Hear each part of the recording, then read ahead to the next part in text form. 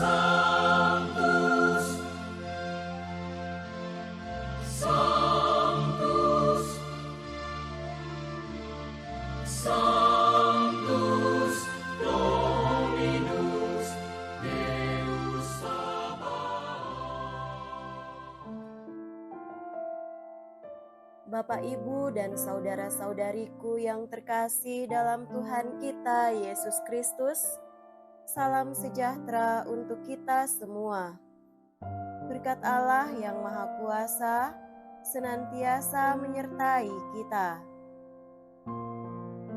Marilah kita mendengarkan dan merenungkan bacaan-bacaan kitab suci hari Jumat tanggal 6 Maret tahun 2026. Dalam nama Bapa dan Putra dan Roh Kudus. Amin. Bacaan pertama dari kitab Kejadian bab 37 ayat 3 sampai 4 dilanjutkan dengan ayat 12, ayat 13a dan ayat 17b sampai 28.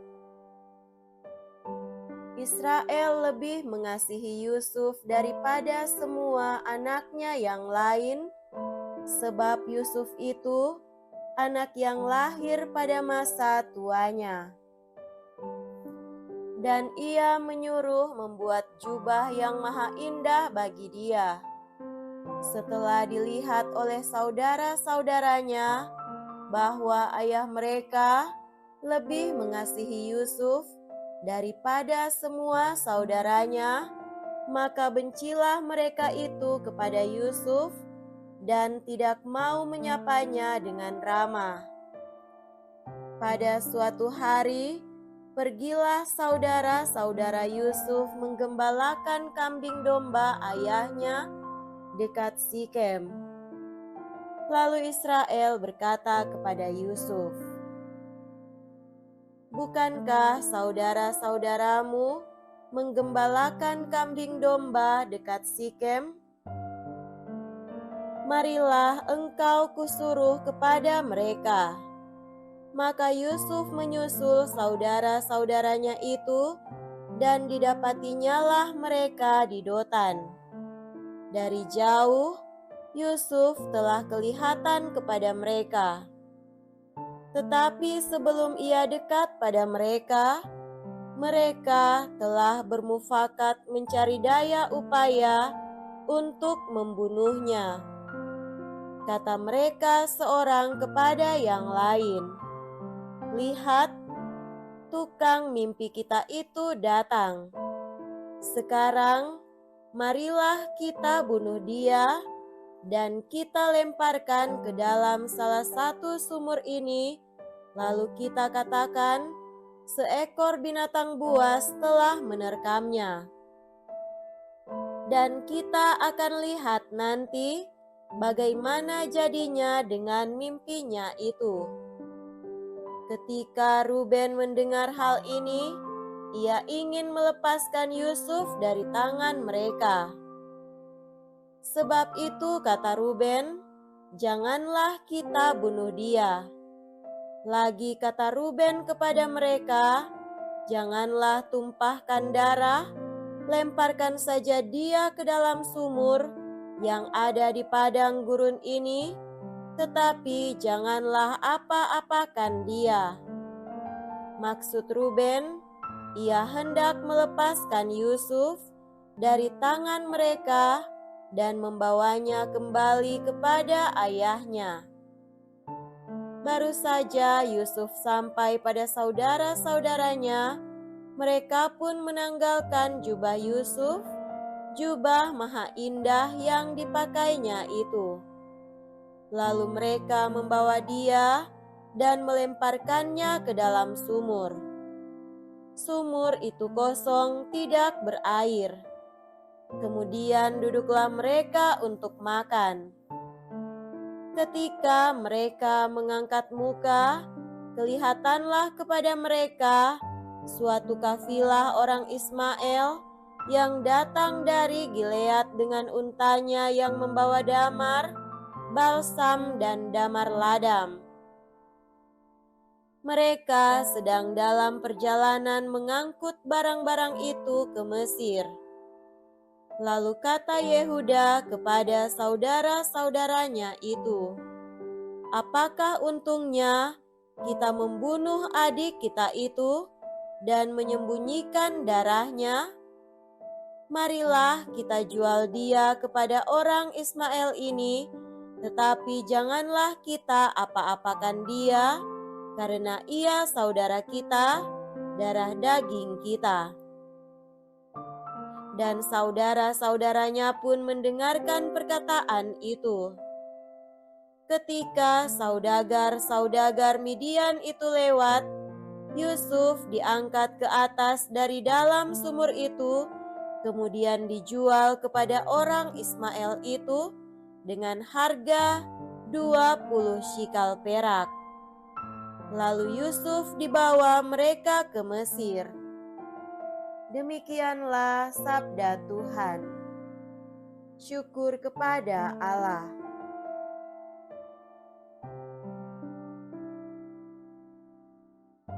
Semoga Tuhan beserta kita sekarang dan selama-lamanya. Inilah Injil suci menurut Santo Matius. Dimuliakanlah Tuhan.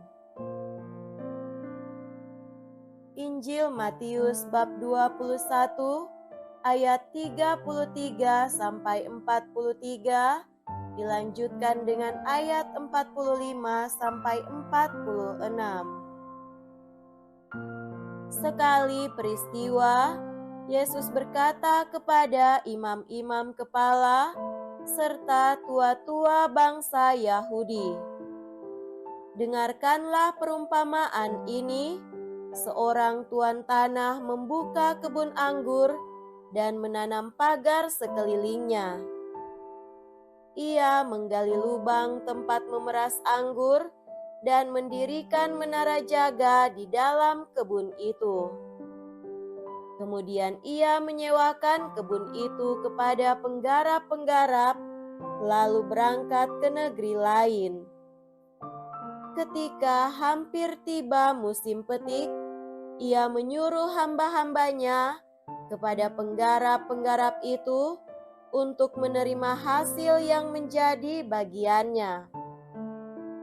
Tetapi para penggarap menangkap hamba-hamba itu, yang seorang mereka pukul, yang lain mereka bunuh, dan yang lain lagi mereka lempari dengan batu. Kemudian tuan itu menyuruh pula hamba-hamba yang lain, lebih banyak daripada yang semula. Tetapi mereka pun diperlakukan sama seperti kawan-kawan mereka. Akhirnya tuan itu menyuruh anaknya kepada mereka. Pikirnya, anakku pasti mereka segani.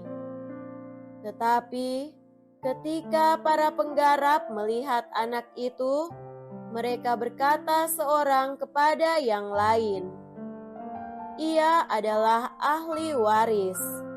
Mari kita bunuh dia, supaya warisannya menjadi milik kita."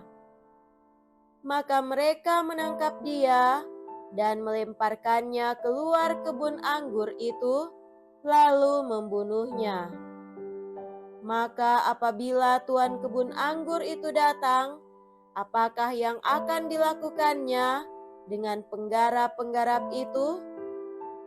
Kata imam-imam kepala dan tua-tua itu kepada Yesus, "Ia akan membinasakan orang-orang jahat itu, dan kebun anggurnya akan disewakannya kepada penggarap-penggarap lain yang akan menyerahkan hasil kepadanya pada waktunya." Kata Yesus kepada mereka, "Belum pernahkah kamu baca dalam kitab suci, batu yang dibuang oleh tukang-tukang bangunan telah menjadi batu penjuru? Hal itu terjadi dari pihak Tuhan, suatu perbuatan ajaib di mata kita. Sebab itu aku berkata kepadamu, kerajaan Allah akan diambil daripadamu dan akan diberikan kepada suatu bangsa yang akan menghasilkan buah kerajaan itu. Mendengar perumpamaan Yesus itu, imam-imam kepala dan orang-orang Farisi mengerti bahwa merekalah yang dimaksudkannya. Maka mereka berusaha menangkap dia, tetapi mereka takut kepada orang banyak, karena orang banyak itu menganggap Yesus nabi. Demikianlah sabda Tuhan. Terpujilah Kristus.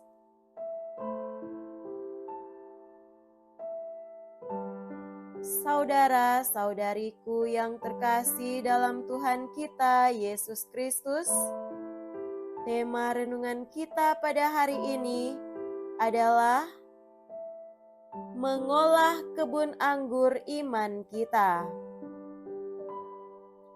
Yesus dalam Injil hari ini menceritakan sebuah perumpamaan yang menggambarkan sejarah keselamatan. Kebun anggur adalah umat Israel. Pemilik atau tuan tanahnya adalah Allah. Para penggarapnya adalah para pemimpin agama Israel. Hamba yang diutus oleh pemilik kebun anggur adalah para nabi yang diutus Allah kepada Israel, yang ditolak dan dibunuh oleh para pemimpin. Dan putra pemilik kebun anggur yang juga dibunuh adalah Yesus sendiri. Itulah kisah perumpamaan yang digunakan Yesus untuk mengungkapkan pesan khusus tentang dirinya kepada para tua-tua Israel, agar mereka dapat menyadari apa yang mereka lakukan dan mengetahui kehidupan seperti apa yang mereka jalani. Saudara terkasih, tentu saja perumpamaan ini juga ditujukan kepada kita masing-masing sebagai umat Allah. Tuhan telah menganugerahkan kita pada zaman kita iman dan kehidupan. Sama seperti Tuhan telah mempercayakan kita kebun anggurnya. Kebun anggur itu adalah iman kita yang tertanam dalam hati kita. Itu adalah kasih karunia yang sangat berharga yang dipercayakan Tuhan kepada kita. Melalui Injil hari ini, Tuhan meminta kita masing-masing untuk mengolah kebun anggur itu, yaitu iman kita dalam kehidupan keluarga dan untuk menghasilkan buah yang berlimpah. Kita bagaikan penggarap. Tuhan mempercayakan kebun anggurnya kepada kita masing-masing sebagai penggarap. Apa hubungannya kebun anggur itu dengan iman kita? Apakah itu menghasilkan sesuatu yang signifikan dan berpengaruh bagi hidup kita? Saudara-saudariku terkasih, hari ini kita diundang untuk menghayati iman kita dan mengalami Tuhan di setiap tahapan usia kita, mulai dari anak-anak, remaja, pemuda, dewasa hingga usia lanjut. Di setiap tahapan kehidupan, kita perlu mengolah kebun anggur yang diberikan Tuhan, yaitu iman dan keyakinan kita. Semoga demikian. Amin. Dalam nama Bapa dan Putra dan Roh Kudus. Amin.